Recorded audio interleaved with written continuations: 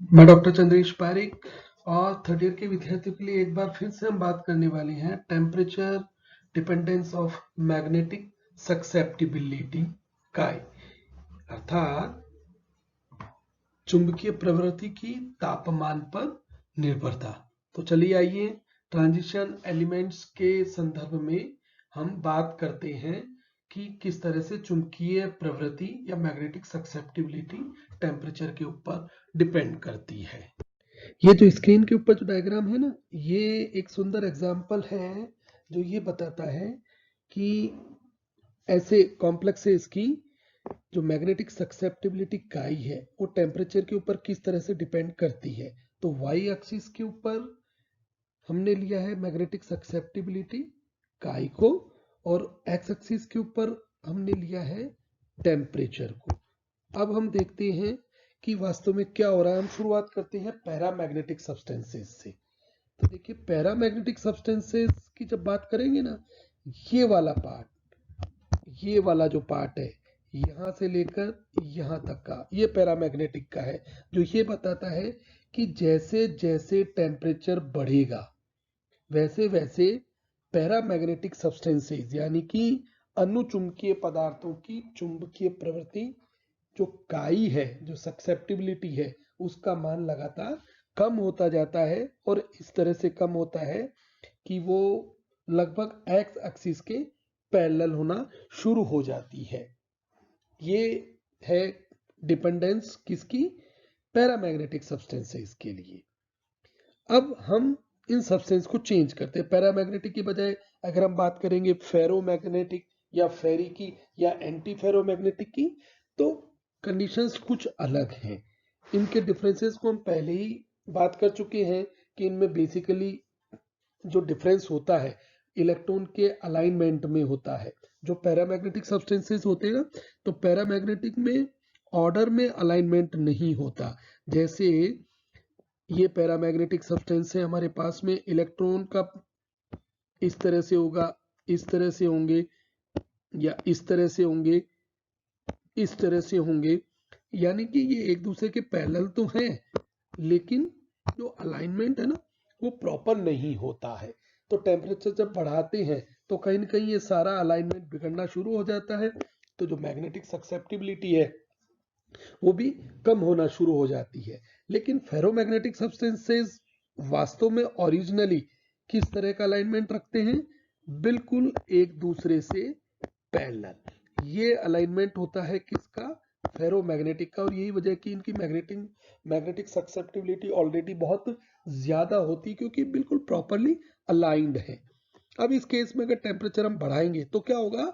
ये अलाइनमेंट बुरी तरह से प्रभावित होगा और जो ये पैरेलल जो था जो अलाइनमेंट वो बिगड़ना शुरू हो जाता है। यही वजह है कि अगर सब्सटेंस ऐसा हो जो पूरी तरह से अलाइंड हो, जिसका जो डोमेन है, जो इलेक्ट्रॉन की जो स्पिन है वो पूरी तरह से अगर अलाइंड होगी, तो उसमें बिगड़ाव की वजह से मैग्नेटिक सक्सेप्टिबिलिटी तेजी से कम होगी। इसको हमने शो किया है इस डायग्राम से।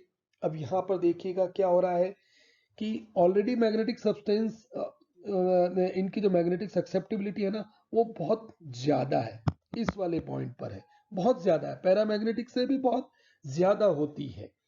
तो ऐसी कंडीशन में क्या होगा कि बहुत शार्प डिक्रीज आता है किसमें? मैग्नेटिक सक्सेप्टिबिलिटी में, जबकि हम टेम्परेचर बढ़ाते हैं। और यह प्रक्रिया चलती है एक पर्टिकुलर टेम्परेचर, जिसकी बात हम आगे जाके करेंगे, इसे हम कहते हैं टी यानी कि क्यूरी टेम्परेचर। इस टेम्परेचर के बाद में अब अलाइनमेंट इतना बिगड़ नहीं पाता है, बल्कि वो पैरामैग्नेटिक के जैसा का जैसा, नीचे वाले ग्राफ की जैसे ही इस तरह से हाइपरबॉलिक सा बन जाता है। तो ये होता है टेम्परेचर के साथ में सक्सेप्टिबिलिटी में चेंज। कौन से सब्सटेंस के लिए? फेरोमैग्नेटिक के लिए। तो फेरोमैग्नेटिक एक टेम्परेचर के बाद में कैसा बिहेव करने लगता है? हायर टेम्परेचर के ऊपर वो पैरामैग्नेटिक की तरह बिहेव करने लगता है। लेकिन अगर अपन एंटी फेरोमैग्नेटिक की बात करें तो एंटी फेरोमैग्नेटिक एलिमेंट होते देखिए कैसे हैं।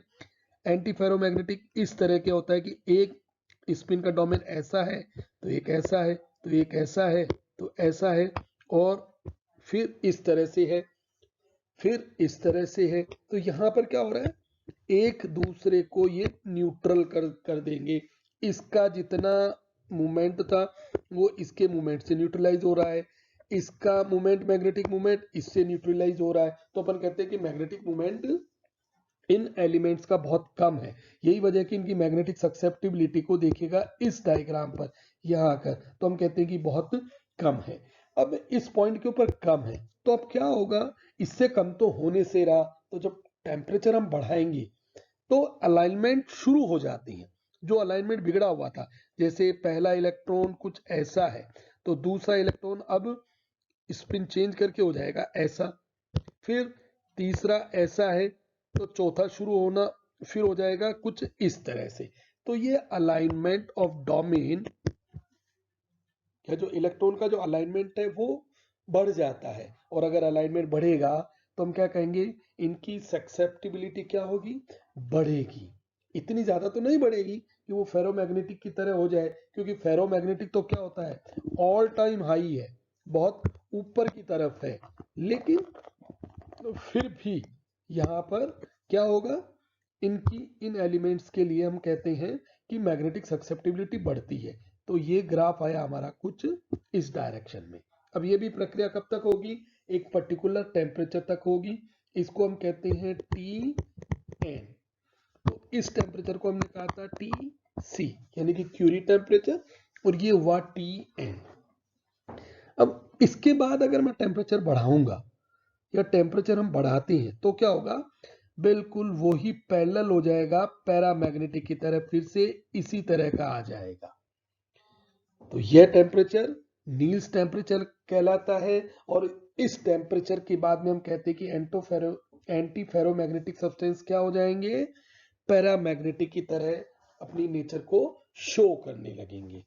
तो इस तरह से ये डायग्राम बताता है टेम्परेचर डिपेंडेंस का, सक्सेप्टिबिलिटी का। अगर इसको ब्रीफ में मैं करना चाहूंगा तो मैं क्या कहूंगा कि चलिए हम आगे बात करते हैं, इसको सम अप करते हुए हम बात आगे करेंगे। लेकिन एक बार फिर से अपन देखते हैं हमारी नेक्स्ट स्लाइड में कि किस तरह से टेम्परेचर डिपेंडेंस हुई है और किस तरह से टेम्परेचर फेरोमैग्नेटिक, पैरामैग्नेटिक और एंटी फेरोमैग्नेटिक अर्थात चुंबकीय, लोह चुंबकीय और अनुचुंबकीय पदार्थों की जो सक्सेप्टिबिलिटी है वो टेम्परेचर के साथ में प्रभावित होती है।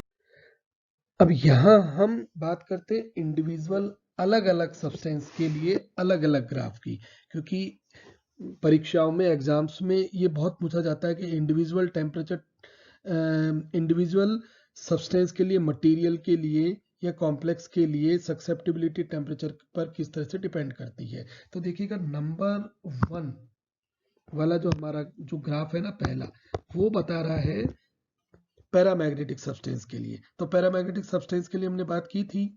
यहाँ पर वास्तव में क्या हो रहा है, जो काई है, मोलर सक्सेप्टिबिलिटी है, वो टेम्परेचर के एंटी है, या अपन कहते हैं कि रेसिप्रोकल है। तो एक हाइपरबॉलिक वाला स्ट्रक्चर बनता है, यानी कि टेम्परेचर जैसे जैसे बढ़ेगा वैसे वैसे सक्सेप्टिबिलिटी की वैल्यू कम होती जाएगी। ऐसा नहीं है कि वो जीरो हो जाएगी, क्योंकि वो कभी भी एक्स एक्सिस के ऊपर टच नहीं करती है।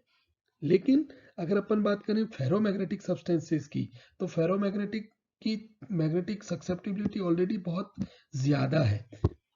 और अब हम जैसे जैसे टेम्परेचर बढ़ाते हैं तो उसमें बहुत शार्प फॉल देखने में आता है, यानी कि उसमें बहुत तेजी से कमी होती है। और एक पर्टिकुलर टेम्परेचर जिसे हमने कहा था TC क्यूरी टेम्परेचर, उसके बाद में क्या होता है, फेरोमैग्नेटिज्म किस में कन्वर्ट हो जाता है, पैरामैग्नेटिज्म के अंदर। वो बिल्कुल वैसा ही हो जाएगा और पैरेलल चला जाएगा एक्स एक्सिस के। अब अगर एंटी फेरोमैग्नेटिक की बात करें तो ऑलरेडी इनकी मैग्नेटिक सब्सेप्टिबिलिटी बहुत, लेकिन यहाँ क्या हो रहा है कि इस क्यूरी टेम्परेचर के बाद में जो सब्सटेंस है उसकी मैग्नेटिक सक्सेप्टिबिलिटी यानी कि फेरोमैग्नेटिज्म किसके समतुल्य हो जाएगा, पैरामैग्नेटिज्म के बराबर हो जाएगा। लेकिन अगर हम बात करते हैं एंटी फेरोमैग्नेटिक की, तो जो ग्राफ है वो बिल्कुल डिफरेंट है दोनों से। कैसे कि हम यहां से शुरू हुए थे, हम शुरू हुए हैं यहां से, और यहाँ से इस तरह से चले, पीक पे पहुंचने के बाद में फिर इस तरह से एक हाइपरबोलिक स्ट्रक्चर हमें प्राप्त होता है। तो सेकेंड वाला पार्ट, फर्स्ट वाला पार्ट तो ये बताता है कि इन सब्सटेंस की जो एक्सएम है वो टेम्परेचर बढ़ने के साथ में बढ़ती है। तो इनिशियल यानी कि फर्स्ट स्टेज के ऊपर तो हम कहेंगे X M is directly proportional to T, कि तापमान बढ़ाने पर जिनकी मैग्नेटिक ससेप्टिबिलिटी लगातार बढ़ रही है। लेकिन जो सेकंड पार्ट है वहां क्या हुआ कि वहां पर वो पैरामैग्नेटिक के समतुल्य हुआ, यानी कि X M becomes inversely proportional to T.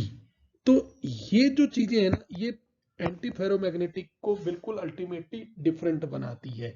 अब यहाँ पर 2 पॉइंट और 2 टेम्परेचर बहुत इंपॉर्टेंट हो जाते हैं, जिसे हम कहते हैं टीसी और टीएन, और इन दोनों में क्या डिफरेंस है ये हम हमारे नेक्स्ट वीडियो में देखेंगे। लेकिन अगर हमें ये पूछा जाए कि एक्सएम के बजाय अगर हम ये बात करते हैं 1/एक्सएम वर्सेस टेम्परेचर की, तो देखिएगा सब कुछ स्ट्रेट लाइन में चला जाएगा और हमें जो ग्राफ मिलने वाला है ना, जो डायग्राम मिलने वाला है वो कुछ ऐसा होगा। यहाँ पर देखिएगा कि पहला वाला पार्ट एंटी फेरोमैग्नेटिक का है, सेकंड वाला पार्ट पैरामैग्नेटिक का है और थर्ड वाला पार्ट फेरोमैग्नेटिक का है।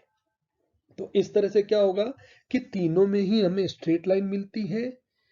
फेरोमैग्नेटिक में जहां ये एक्सिस के ऊपर टच करेगा वो क्यूरी टेम्परेचर टीसी होगा। एंटी फेरोमैग्नेटिक में हमें लंबवत हमें उल्टा यानी वाई एक्सिस के बाद में हमें उसके विपरीत डायरेक्शन में ले जाना होगा, और जहां पर वो एक्स एक्सिस के ऊपर मिलेगा, जो टेंजेंट हम ड्रॉ करते हैं उसे हम कहेंगे टीएन या नील्स टेम्परेचर, जबकि पैरामैग्नेटिक कहाँ है, 0 पर आ जाता है। तो इस तरह से टेम्परेचर के साथ साथ में डिपेंडेंस मैग्नेटिक ससेप्टिबिलिटी की होती है। इसको हमने बहुत अच्छे से जान लिया है। उम्मीद करता हूं कि टेम्परेचर और मैग्नेटिक ससेप्टिबिलिटी की एक दूसरे पे जो डिपेंडेंस है वो आपको बहुत अच्छे से समझ में आई होगी। हम हमारे नेक्स्ट वीडियो में बात करने वाले हैं क्यूरी टेम्परेचर और नील्स टेम्परेचर की। Thank you.